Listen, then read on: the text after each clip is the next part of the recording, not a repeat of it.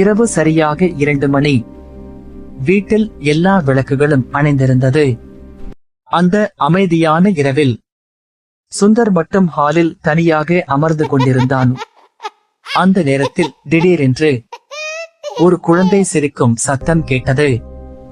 சுந்தர் அதிர்ச்சியுடன் எழுந்து இந்த நேரத்தில் குழந்தை சிரிப்பு என்று சுற்றி பார்த்தான்.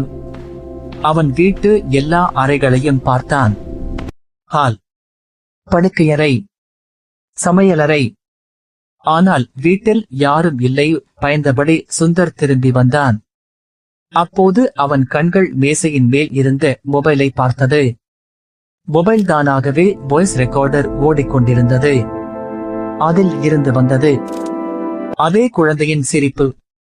அந்த சிரிப்பு மட்டும் இன்னும் கேட்கிறது.